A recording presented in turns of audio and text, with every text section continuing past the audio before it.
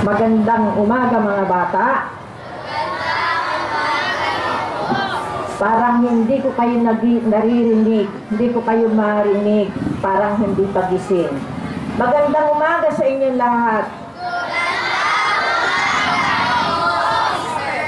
Okay, sa isang sandali ay tumahimik po muna tayo para sa ating pagsisimula ng misa.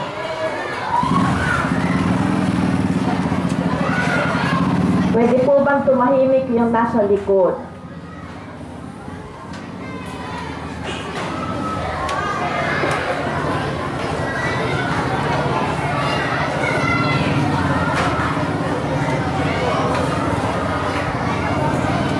Magsitayo na po ang lahat.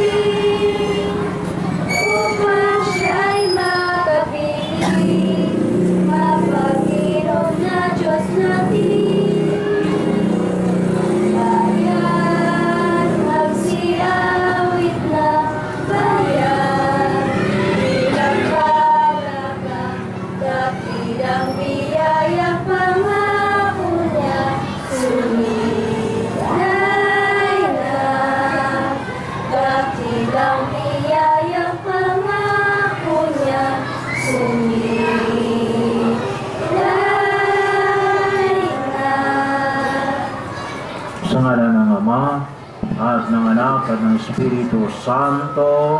Amen. Sumainyo ang Panginoon. At sumaydiri. Mga kapatid, sa banal na pagdiriwang na ito, sama-sama natin idalangin ang ating mga pasasalamat sa kung may kapal sa nakalipas na taon 2014. Nagpasalamat tayo sa mga biyayang ipinagkaloob ng buong may kapal sa mga nakalipas na panahon na tayo ay pinag-adya sa lahat ng masama at tayo ay nakalampas sa ating mga pagsubok, sa ating mga alalahanin sa daigdig na ito. At ipanalangin natin, ito po ang una nating misa ngayong taon na ito, 2015. Ipanalangin natin sa buong may kapal ang ating mga adikain, ang ating mga pangarap na nawa ay magkaroon ng kaganapan. Patuloy nawa tayong gabayan ng Diyos sa ating pagkadakbay para sa taong itong 2015. At upang maging karapat dapat tayong gumanap, pagsisihan natin ang ating mga kasalanan at mga pagkukulang. Inaamin ko sa makapangyarihang Diyos at sa inyong mga kapatid na lubha akong nagkasala sa isip, salita, sa gawa at sa aking pagkukulang. Kaya isinasamo ko sa mahal na Birhen Maria, sa lahat ng mga anghel at mga banal, at sa inyong mga kapatid na ako'y panalangin sa Panginoong ating Diyos. Kawaan tayo ng makapangyarihang Diyos, patawarin tayo sa ating mga kasalanan, at patnubayan tayo sa buhay na walang hanggan. Amen. Panginoon, kaawaan mo kami. Panginoon, kaawaan mo kami. Kristo, kaawaan mo kami. Kristo, kaawaan mo kami. Panginoon, kaawaan mo kami. Panginoon, kaawaan mo kami. Please repeat after me. Ama naming makapangyarihan, Ama naming makapangyarihan, ang iyong dumadalangin sambayanan ang iyong dumadalangin sambayanan ay matapat mo nawang lingapit subaybayan ay matapat mo nawang palingapin at subaybayan upang makita namin ang dapat gampanan gampanan at para rito'y magkaroon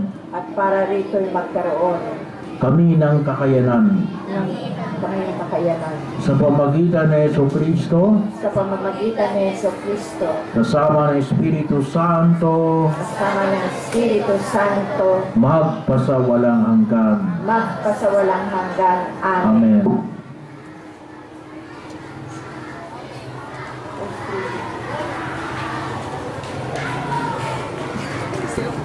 Magsiupo po muna lang.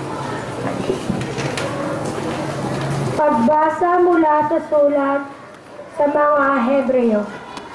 Yamang ang mga anak na tinutukoy niya ay tao. Naging tao rin si Jesus. Tulad nila, may laman at dugo. Ginawa niya ito upang sa pamamagitan ng kaniyang kamatayan ay maigupo niya ang dyablo, na siyang may kapangyarihan sa kamatayan. Sa gayon, pinalaya niya ang lahat ng naging alipin. Habang panahon, dahil sa kanilang takot sa kamatayan, hindi ang mga anghel ang kanyang tinulungan, kundi ang lahi ni Abraham. Kaya kinailag na matulad siya sa kanyang mga kapatid sa lahat ng paraan. Sa gayon, siya ay naging isang dakilang saserdote, mahabagin at tapat, naglilingkod sa Diyos at naghahandog ng hain sa pagpapatawad ng mga kasalanan ng mga tao, sapagkat siya ay may tinukso at nagbata. Kaya ngayon, matutulungan niya ang mga tinutukso, ang salita ng Diyos. Salamat sa Diyos.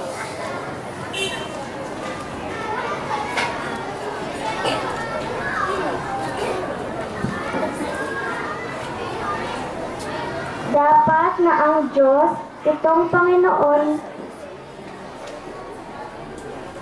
nasa isip na may kapal ang tipan niya kailanman.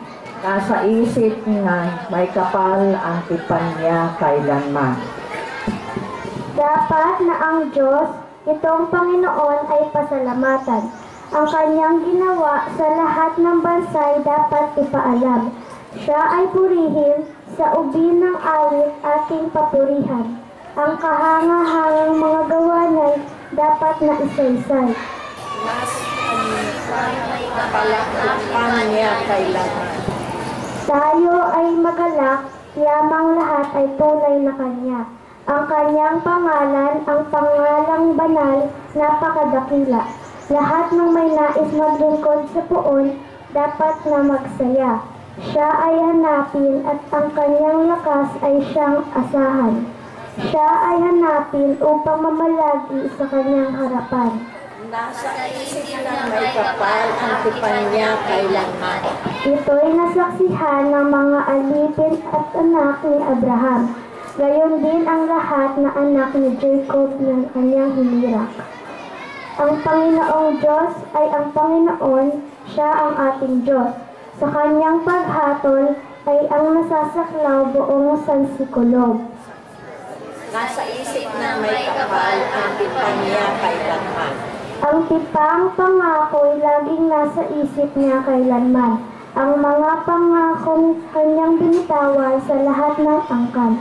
Ang tipan ng Diyos ay unang ginawa niya kay Abraham at mga pangako rin ginawa kay Isaac na lingkod na mahal. Nasa isip ng may kapal ang tipan niya kailanman. Magsitayo po ang lahat.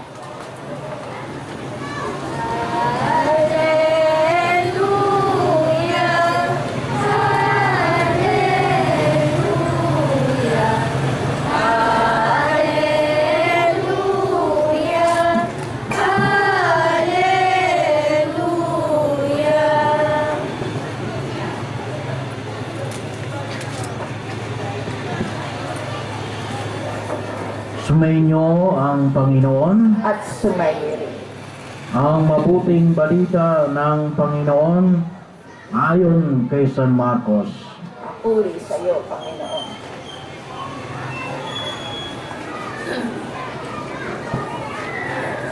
Noong panahon yun mula sa sinagoga, si Jesus ay nagtuloy sa bahay ni Simon at Andres. Kasama niya sina Santiago at Juan. Nararatay noon ang biyanan ni Simon Pedro dahil sa matinding lagnat. At ito'y agad nilang sinabi kay Jesus. Nilapitan ni Jesus ang babae, inawakan sa kamay at ibinangon. Noon din inibsan ito ng lagnat at naglingkod sa kanila. Pagkalubog ng araw, dinala kay Jesus ang lahat ng may sakit at mga inaalihan ng demonyo at nagkatipo ng buong bayan sa may pintuan ng bahay. Pinagaling niya ang maraming may sakit, anuman ang kanilang karamdaman, at nagpalaya siya ng mga demonyo. Hindi niya hinayaang magsalita ang mga ito, sapagkat alam nila kung sino siya. Madaling araw pa'y pumangon na si Jesus at nagtungo sa ilang na pook at nanalangin. Hinanap siya ni Simon at kanyang mga kasama. Nang siya'y matagpuan, sinabi nila, hinahanap po kayo ng lahat. Ngunit sinabi ni Jesus, kailangan pumunta rin naman tayo sa mga kalapit bayan upang makapangaral ako roon. Ito ang dahilan ng pag-alis ko sa Capernaum. Ang nilibot niya ang buong Galilea sa pangangaral sa mga sinagoga at nagpapalayas ng mga demonyo. Ang mabuting balita ng Panginoon. Nupuri ka namin, Panginoong Heso Kristo. Magsiupo na po lahat.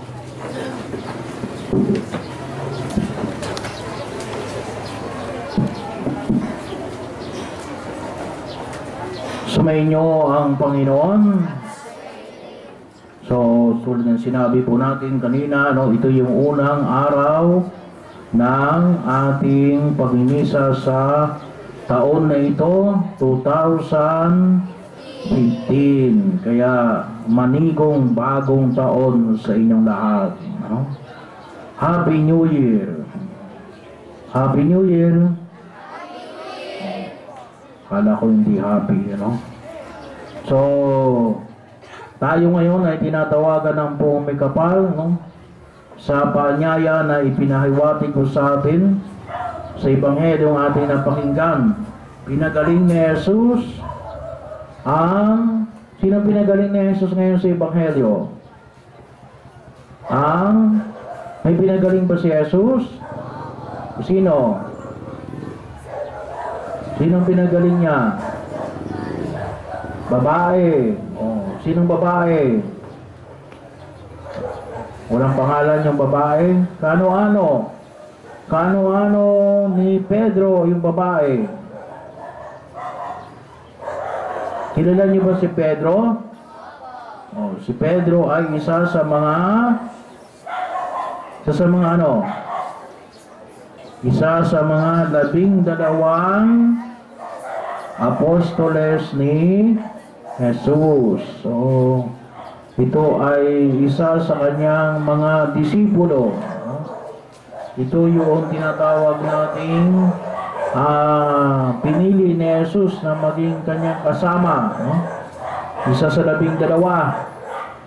At si Pedro ay naroon sila sa bahay ni Pedro at Simon. At naroon din ang biyanan ni San Pedro. So, ang biyanan ni San Pedro ay may sakit. Anong sakit ng biyanan ni San Pedro? Nakalimutan nyo na kung anong sakit ng biyanan ni San Pedro? Matinding lagnat. Kung tawagin natin ay high fever, So, mayroong matinding lagnat ang biyanan ni San Pedro. So, anong ginawa ni Jesus? Pinagaling niya yung biyanan ni San Pedro.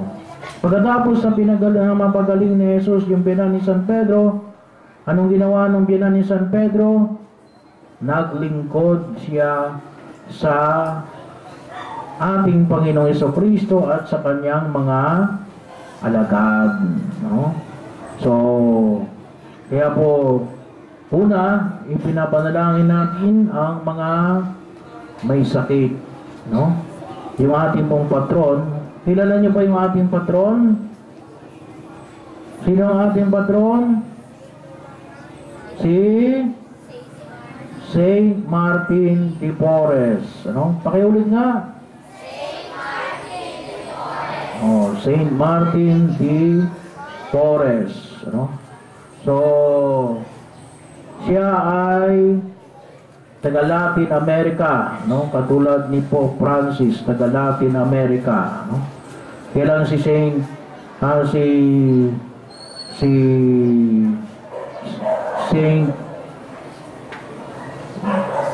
Martin ay taga Peru, no? So, bagamat itinuturing natin Latin America, no? Isa sa mga kontinent ng ating mundo, no? Isa silang lugar pero hindi sila parehong bansa, no? So,